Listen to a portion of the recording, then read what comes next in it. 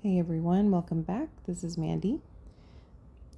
I am using these three colors, Interference Gold, Carmen, and Indian Spice. I'm going to do an ornament with you, and I'm going to do a vase in the same colors. So I didn't make all the ornaments with you because that might be boring. But if you have seen some of my previous ornament videos, what I did before I started this process with the Carmen is I put polyacrylic in the ornament and I swooshed it around and then I turned it upside down to let the excess drain out. So now I'm tapping in the Carmen, which is a primary element from Colourarte, in some spaces in the ornament. Sorry, I just had like a major brain fart. In the ornament, and then I'm tapping it on the meaty part of my hand. If you've seen my previous ornament videos, you're probably like, we already know what you're doing.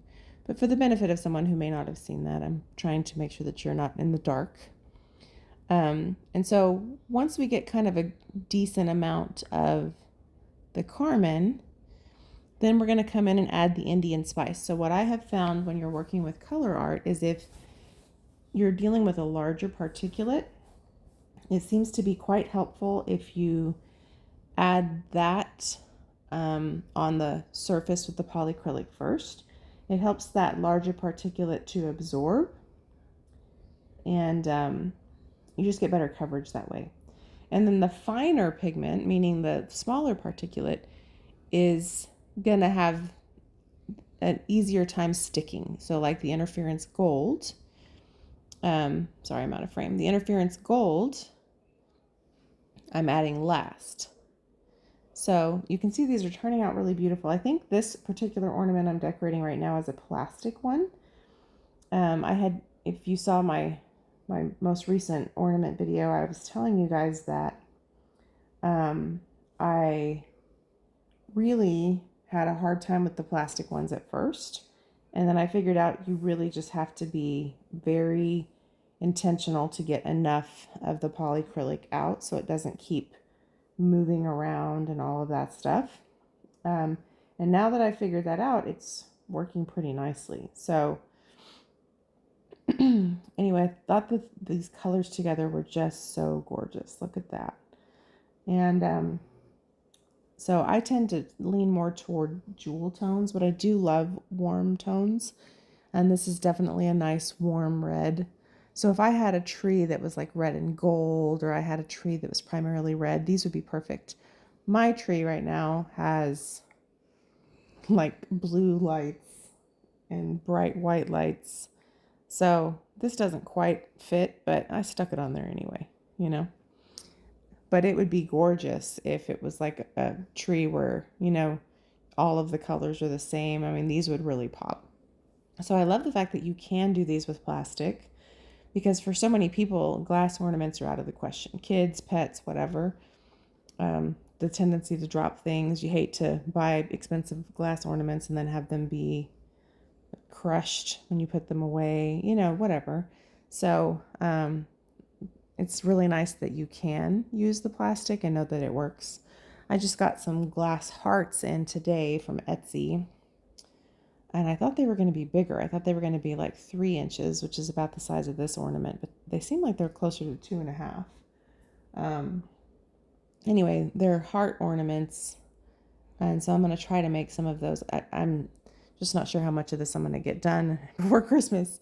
I actually did this video like last week, and I'm just now getting it uploaded. So I'm a little behind the 8 ball. I did make a beautiful vase in the same way that I'm going to make this vase with you now, that you'll see in a future video. So essentially for this vase, if you saw my vase I did that was brown and interference gold and gold, we're doing the same exact colors here, only instead of the aspen leaf, we're using Carmen. So again, for people who like red, this is so pretty. So again, same steps. I'm putting polyacrylic in and letting it drain out. Incidentally, I was talking with my sweet friend Britta last night. She's been making some beautiful ornaments. And she has been using Jo Sonja. So you don't have to use polyacrylic. You can use a different varnish. And Jo Sonja dries a little faster, and it's got a little bit more substance. Like it's a little thicker than polyacrylic. So it would work quite nicely. I just have polyacrylic left over, and I would rather use up something than use my really good stuff. If I can get rid of something that I probably won't use regularly. So for me, that's why I've been using the polyacrylic. But just to specify, you could use Jo Sonja. You could use a different like gloss varnish. You just need something that's going to dry clear and kind of have some staying power. So your ornaments have something, or your pigment has something to stick to. So anyway, she made some beautiful ornaments, and I just thought it was worth mentioning that she's had great success with the Jo Sonja. So I had too much fluid in the bottom. So what I'm doing there is just kind of wiggling it to get those excess drops out, because those excess drops of fluid can really sabotage your design. So that's what I was doing there. But if that happens with a vase, one thing that you can do is just try to keep that excess fluid on the bottom so it doesn't mess up your design. So now we're still adding Carmen. You can see it's a little bit more difficult to get the right coverage on a vase, because without having a really long popsicle stick, you're trying to kind of angle where your pigment is going. So again, I started with the Carmen. Now I'm working with the Indian Spice. The Indian Spice, this particular Indian Spice that I got has a large particulate. It doesn't always. Sometimes it's more fine. But so I again try to put the ones that have a larger particulate in first, and then put the finer ones around them, because they then interact with that larger particulate. So again, I'm trying to get that excess fluid out. But this really turns out quite lovely. So once these are dry, the way I'm going to finish the vases so that they can be waterproof on the inside and still actually be functional is I will pour resin, mixed up of course, in the vase and swirl it around until it's coated, which usually means you're going to pour, a little at a time until you kind of get a feel for how much you're going to need.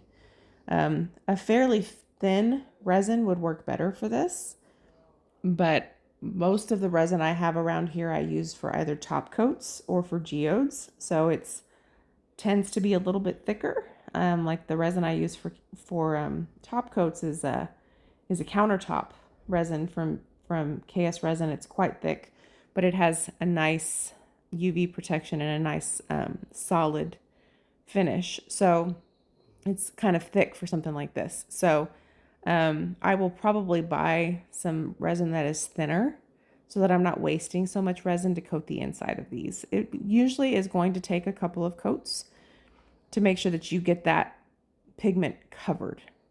So the benefit of using a thicker resin would be it wouldn't take as many coats. But with the first vase that I did like this, it took 2 coats. But the good thing is, like, you don't necessarily need a super high quality, exceptional UV resistance resin, because the inside is, you're just basically using it to seal the vase. You're not using it to, protect color and all of that like you would on a painting. So anyway, that's my rant. I didn't video that because it's very boring, but the way I do it is I start at the top rim and get resin all the way around, and then as it starts to drip down, I kind of follow those drips to make sure that as it drips down into the vase, I'm encouraging it so that it's getting coverage everywhere. And then if I have to, I'll take my gloved hand and manipulate it on the inside until I make sure that it's covered. So there's a little bit of trial and error, but once you do it, you kind of get a feel for it. Just know it's going to take some time. So you can see this is developing quite nicely. It's really a beautiful color. I just love the dimension that you get with color on these. I just think they're so much fun to make, and just really beautiful pieces of art, very unique. So yeah, my sister has a bunch of red stuff in her living room, so this may be in her Christmas gift selection. I'm completely out of frame. I'm so sorry. Okay, so now you can kind of see what it looks like. So anyway, I hope you're enjoying these. This time of year, for some reason, I just love to do this. And it's very therapeutic for me. Gives my brain a little bit of a break from homework. I still have a ton of ornaments to decorate, so I hope that you're not bored. I'm hoping to be able to break free and get some of that done before Christmas is actually here. You know what I mean? But anyway, thanks for watching with me and hanging out, and I hope that you're able to try some of these things for projects that you're working on. These are lovely Christmas gifts, you know, like you could even use dollar store vases. This is not a dollar store vase, but they do have fairly nice vases. And I mean, you could essentially do this with very little supply cost other than your pigments. So, and it's a very unique gift. And so, yeah, it's a lot of fun. Anyway, I hope that this has been enjoyable for you. And thank you so much for watching and hanging out with me. And thanks for your patience that I haven't had time to do a lot of painting, but I'm hoping that that will change soon. I miss painting. Sometimes if I watch other people paint, I'm just like, oh my gosh, I want to paint so bad. But we'll get there. So, but anyway, hopefully I'll get a chance to decorate the new heart ornaments with you guys a little bit, as well as some of the bigger plastic ornaments. I have a lot of ideas. I just don't have a lot of time. So, and in a future video, you'll see the vase that I did similar to this with blue and this beautiful Milky Way color. I just really think it turned out gorgeous. So again, hopefully you're not bored. So at this point, we're just filling in that interference gold and just making sure we have good coverage. We don't have any major place where you can see all the way through it, you know? So here it is, up close, with a lot of character. All right, well, thanks again for watching, and I'll talk to you soon. Bye.